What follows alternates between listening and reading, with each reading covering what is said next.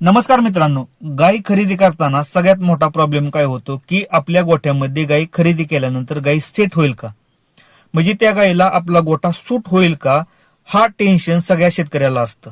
आणि त्याच गोष्टी मी व्हिडिओमध्ये सांगणार आहे की गाय खरेदी करताना एकच गोष्ट बघायची.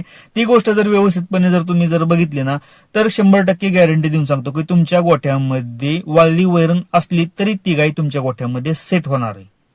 त्यासाठी व्हिडिओ हा शेवटपर्यंत नक्कीच बघा. व्हिडिओ जर आवडला ना तर लाईक करा. चॅनलवरती नवीन असेल तर चॅनलला सबस्क्राईब करायला विसरू नका. नमस्कार मित्रांनो, शेतकरी आणि टेक्नॉलॉजी आपल्या युट्यूब चॅनलमध्ये स्वागत आहे.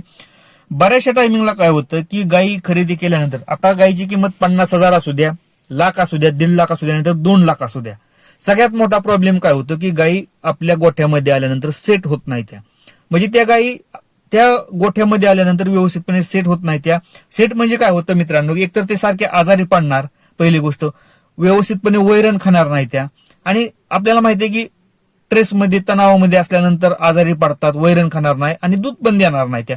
मग तुम्ही 2 लाखाची गाय खरेदी करून आणलेली का असताना मित्रांनो, हा प्रॉब्लेम गोठ्यामध्ये आला ना, आपल्याला वैताग येतो त्या गायीचा.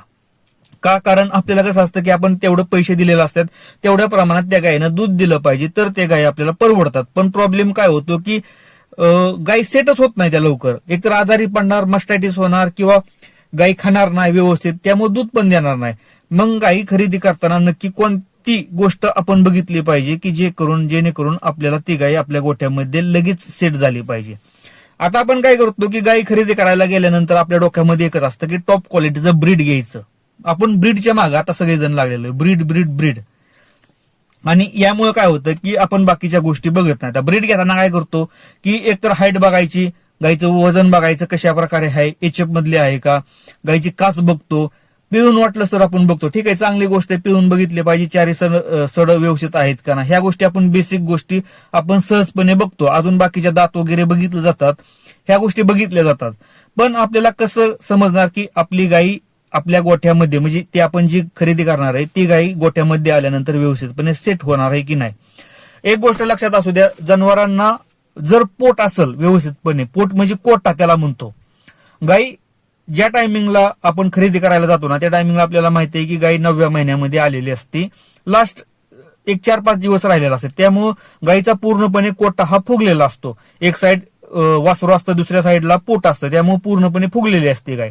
अशा गायी आपण सिलेक्ट केल्या पाहिजेत. का मित्रांनो, ज्या गायीला पोट आहे का नाही, चांगल्या प्रकारे पोट, त्याला कोटा म्हणतो, त्या गायी खायला चांगल्या असतात.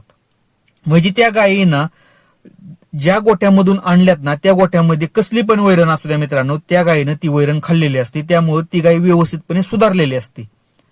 ही गोष्ट लक्षात असू द्या. त्या गाय कुठल्याही शेतकऱ्याकडून खरेदी करून आणून द्या मित्रांनो, तिथल्या शेतकऱ्यानं जी वैरण टाकली का नाही, ती वैरण त्या गायीनं खाल्लेली आहे. आणि जी गाय व्यवस्थितपणे खाते का नाही, म्हणजे भरपूर टाकल ती गोष्ट खाते का नाही मित्रांनो, त्या गायीची तब्येत कधी पण बघा, त्या गायीचा कोटा कधी पण चांगल्या प्रकारे डेव्हलप झालेला असतो, मोठा झालेला असतो. रुमन जे की पोट आपण म्हणतो ते मोठं झालेलं असतं, आणि कधी पण हे पोट आपल्याला मोठं पाहिजे मित्रांनो. ज्या सडपातळ गायी असतात का नाही, तुमच्या गायीची कास एक टायमिंगला थोडीशी लहान असू द्या मित्रांनो, गायीचं पोट मोठं पाहिजे. आपण काय करतो की गायी सडपातळ असू द्या पण गायीची कास मोठी असली की आपण खरेदी करतो. त्या गायीचा प्रॉब्लेम काय होतो माहितीये का, त्या गायीत ना मित्रांनो खायला थोड्याशा कानकून करतात, किंवा चोकनाळ आपण म्हणतो की मोजक्याच गोष्टी गोठ्यामधल्या खायच्या. आपण हिरवी मका जरी आणली का नाही, वास घेणार मागं सरणार, वास घेणार मागं सरणार, आणि जी वैरण टाकली का नाही त्यातलं मोजकं गोष्ट साईडला काढणार आणि चांगल्या चांगल्या गोष्टी खाणार, म्हणजे मोजक्याच गोष्टी खाणार ते, आणि बाकीची वैरण हाय अशी ठेवणार. मित्रांनो, ह्या गायींचा प्रॉब्लेम काय होतो, ह्या गायी कधीच सुधरत नाहीत. या गोट्यामधल्या प्रत्येक गोट्यामध्ये अशा जनावर आहेत, ती जनावर कधीच सुधरत नाहीत. आणि यामुळे प्रॉब्लेम काय होतो माहितीये का, जर वैरण व्यवस्थितपणे गायीनं जर नाही ना खाल्ली, तर त्या गायी व्यवस्थितपणे दूध देत नाही, त्यांना एनर्जी व्यवस्थितपणे भेटत नाही, त्या गायी तणावात असतात, आणि त्या गायी आजारी पडण्याचे चान्सेस जास्त राहतात गोट्यामध्ये. बघा, मस्टायटिस असू द्या किंवा दुसरं कोणतेही आजार असू द्या, सारखी 1-2-3 महिने झाले की ती गाय तुम्हाला आजारी पडल्यासारखी दिसणार. फ्रेशपणा त्या गायीच्या अंगावरती कधी नसतो, टवटवीतपणा त्या गायीच्या अंगावरती तुम्हाला कधी दिसणार नाही. का मित्रांनो, कारण ती गाय ना चोकनाळ असते. चोकनाळ म्हणजे खायला थोडीशी कानकून करते, आणि त्या गायीत ना व्यवस्थित दूध पण देत नाही. त्यामुळं एक गोष्ट लक्षात असू द्या, ज्या गायींचा कोटा व्यवस्थितपणे डेव्हलप झालाय का नाही, म्हणजे चांगल्या फुगलेल्या आहेत का नाही, त्या गायी सिलेक्ट करा. त्या गायीने एक वेळ पहिल्या लॅक्टेशनना थोडंसं कमी दूध देऊ द्या, पण दुसऱ्या तिसऱ्या चौथ्या वेताला त्या गायी तुम्हाला चांगल्या प्रकारे दूध देणार आहे. त्या हा माझा पर्सनली अनुभव आहे दूध व्यवसायामध्ये. त्यामुळे चांगल्या कोट्यावाल्या गायी सिलेक्ट करा. सडपातळ गायींच्या नादी लागू नका. एक वेळ कास थोडीशी लहान असली तरी चालेल. मित्रांनो, व्हिडिओ जर आवडला ना तर लाईक करा. चॅनलवरती नवीन असेल तर चॅनलला सबस्क्राईब करायला विसरू नका. धन्यवाद.